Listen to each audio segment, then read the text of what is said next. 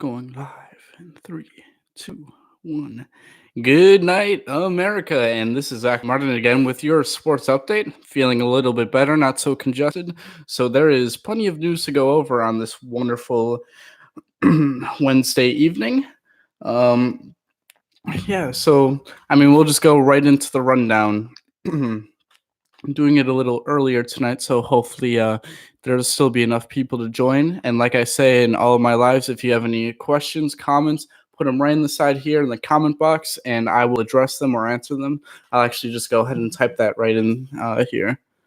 Any question? Ask away. There we go.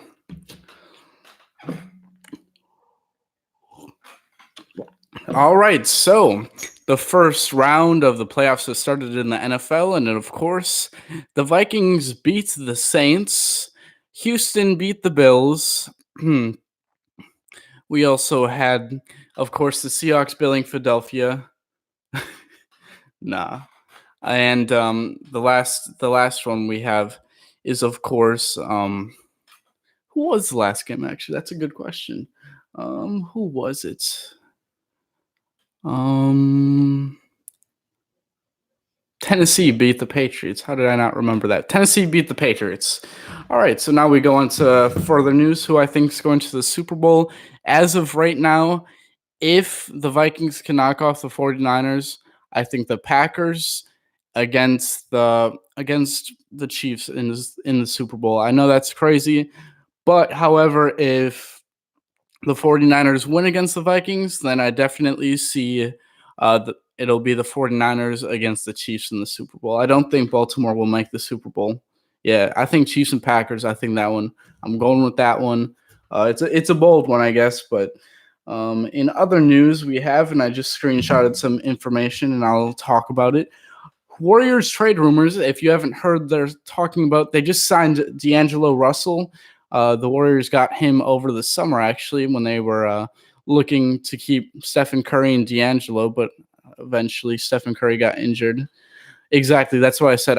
I said I think Lamar's too young. He only played like half a game last time, and so I do not see Baltimore going far, and that's the truth about that.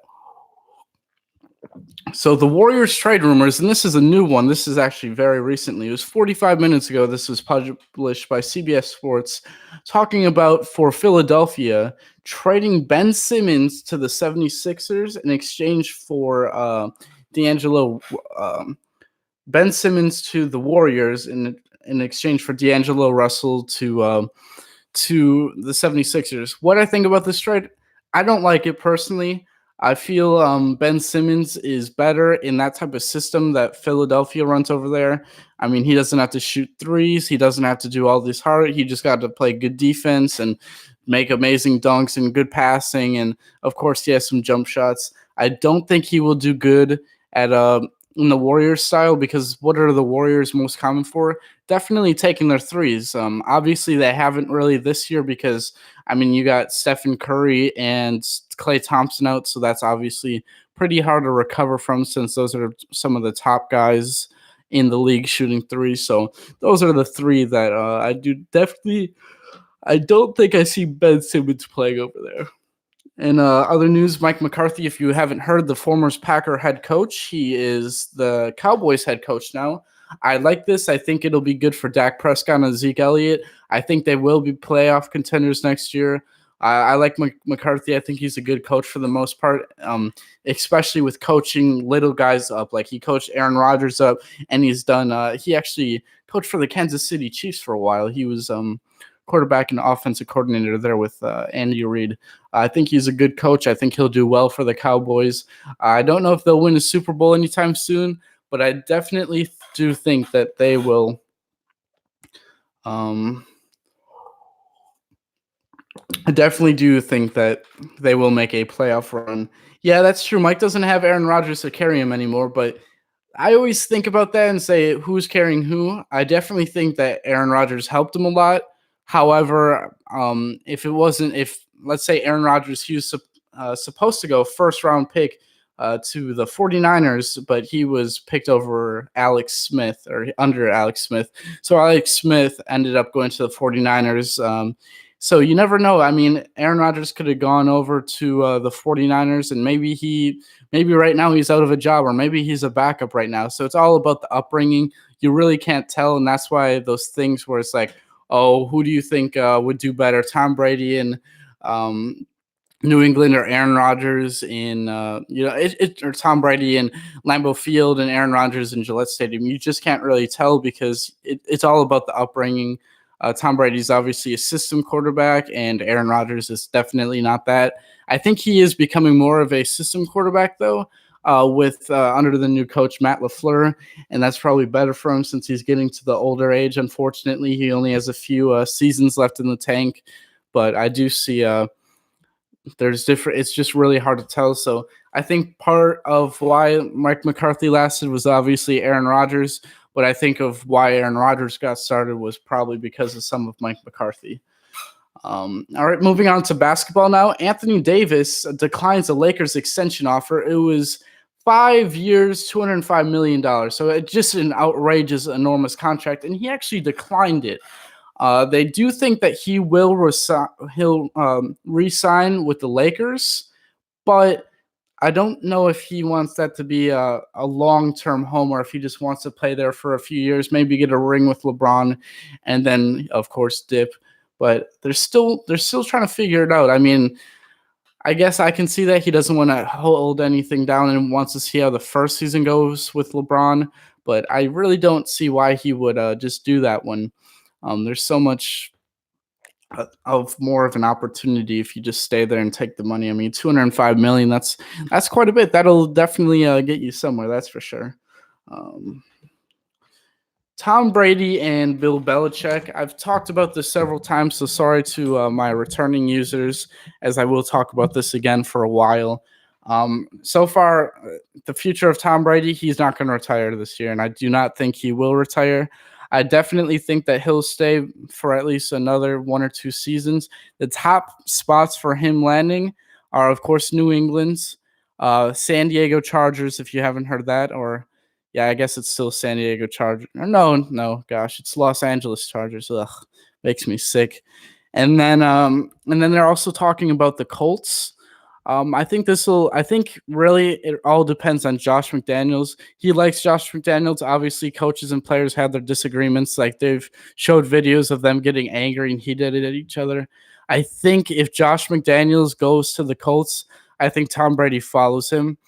I think whatever the Chargers offer, if it's a good enough thing, I think Tom Brady will take it, but I don't think he wants to. I think he'd rather either stay close and go to the Indianapolis Colts if the Patriots don't want him, but I definitely think his first priority is the Patriots.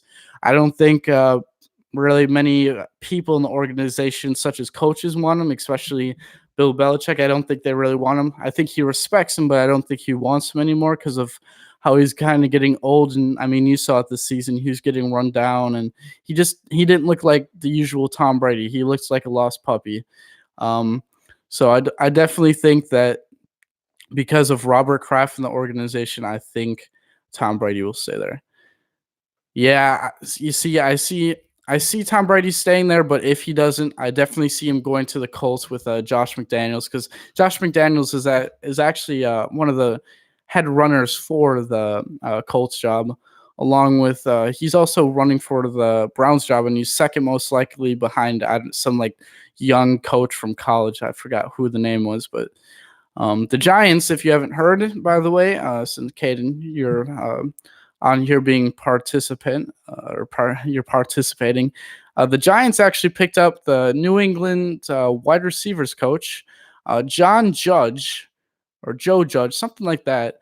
And that's the new thing, and it's kind of reversing in the NFL nowadays. If you've noticed, it used to be older coaches, younger coordinators, and it seems like the last few years it's kind of been going for younger coaches with new ideas, and then the older special or like defensive coaches and offensive coordinators. So basically, the coordinators are getting older and the head coaches are getting younger. That's how it's been. I mean, that's how it is in Lambeau. The Rams definitely have that. The Cowboys had that for a while, but it's kind of, I mean, now you got Mike McCarthy, and he's another story.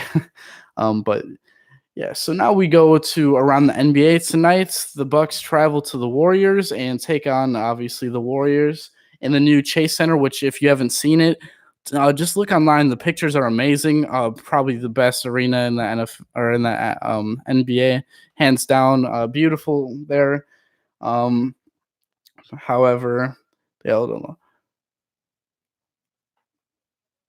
You're funny, bro. You're funny. I know that joke. That's a good one. That's a good one.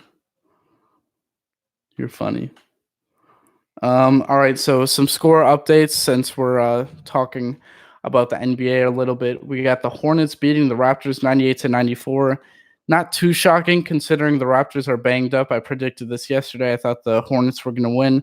They still got a minute and 48 left, and it's a close game, so I guess we'll see.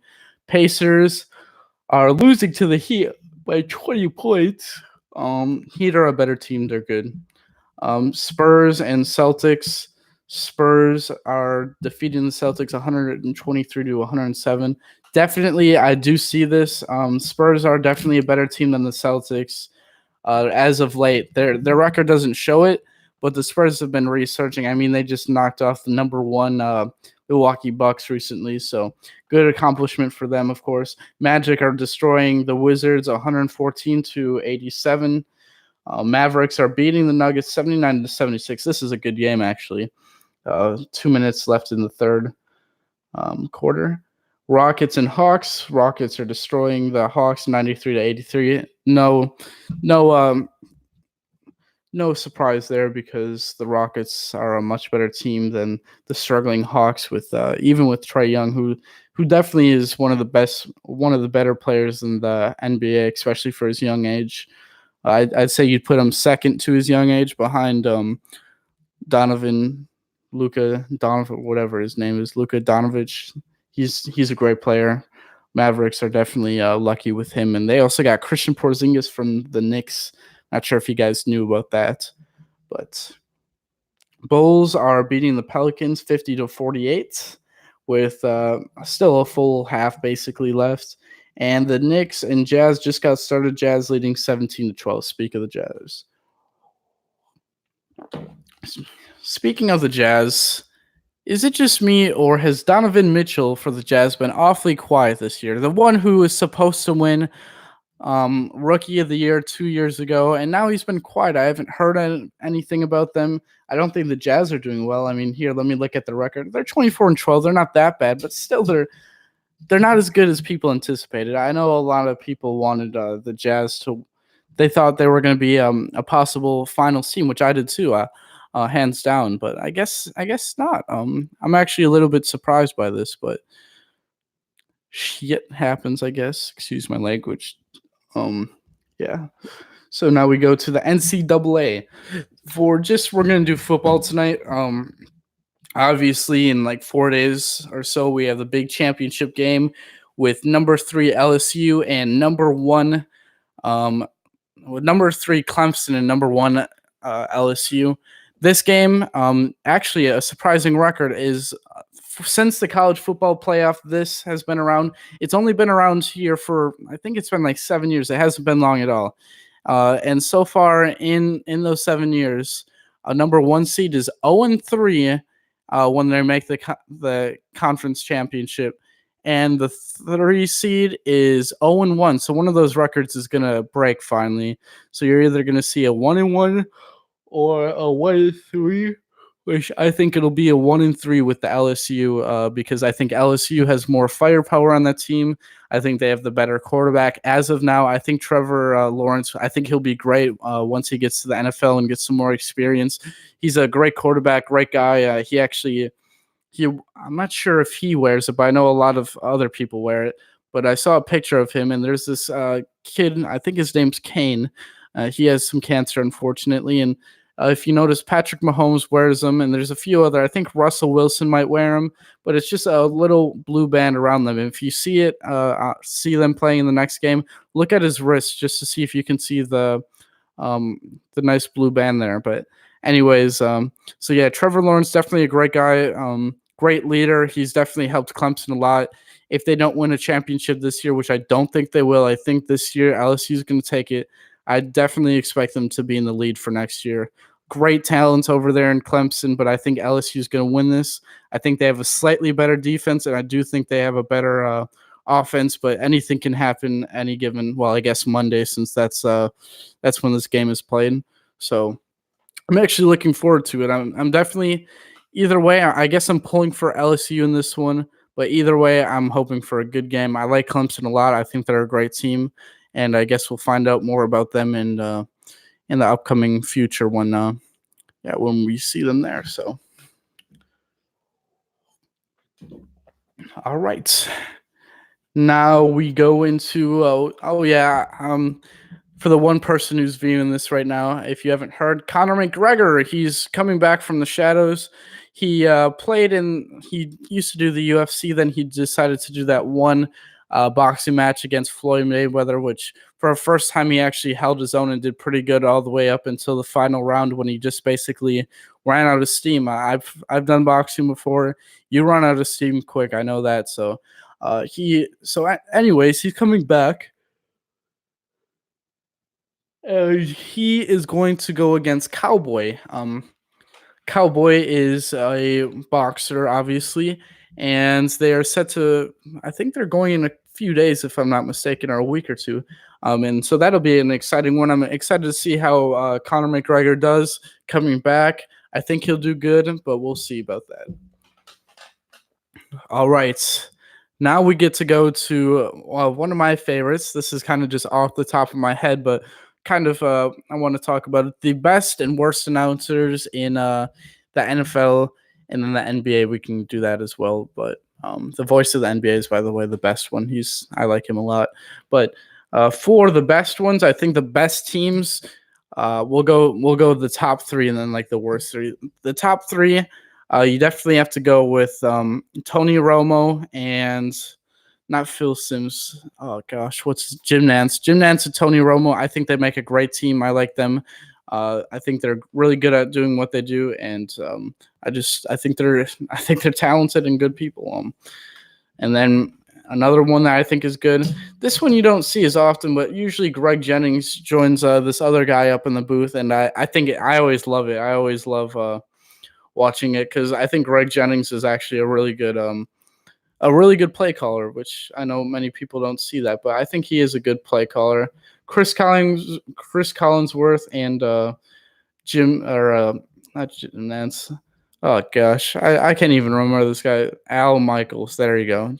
Chris Collinsworth and Al Michaels. I like them. I think they're a good pair. I don't really like Chris Collinsworth, but and I guess that's the thesis. And then the worst one, the absolute worst one, you got to go with Booger McFarland and the other guy. The other guy is not as bad. Booger McFarland is the worst commentator in the NFL, and it's not even close. This guy states the obvious every time. If you haven't seen the jokes they make about him on social media, I've come up across a few, and he just restates the obvious, and it just kind of gets annoying after a while.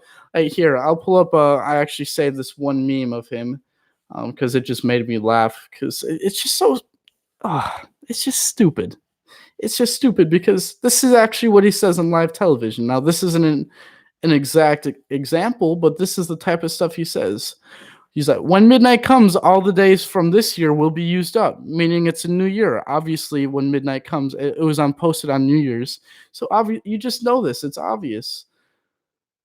And then like stupid remarks like the Bengals are 1-14, therefore they can't make the playoffs. No duh, you can't make the playoffs if you're usually 8-8. You can't make the dang playoffs, let alone 1-14. And then another one. This one got me too. If the Saints sign Antonio Brown, they'll be adding another receiver. Yeah, he's another wide receiver. It's just funny. It's just funny. He's definitely the worst.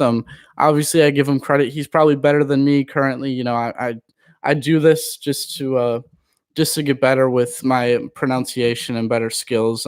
I think since the first one I've actually come a long way, but I just hope to keep improving. But like I said, yeah, he's just not that good. But he probably does better than me, along with pretty much all those announcers out there. But I'd love to take one of their jobs someday, and that's why I do these kinds of things, is just to get my practice in, because someday I want to make it big. Soccer, nothing really new in soccer. I kind of just have a list I like to check down. NCAA news, I just went with football tonight, because basketball, we'll get that another night. I'm sure there's some more upsets that we'll go over. And then that's really about it, because everything else I really got done. Maybe tomorrow. So I have a soccer game, so it'll probably be a later broadcast. So anyone who's watching, it'll be at 10 p.m. tomorrow. But just thank you for everyone who tuned in, and I hope that I'll see you tomorrow night. All right. You guys have a good night and a safe evening, and we'll see you back here tomorrow at around 10. Thank you.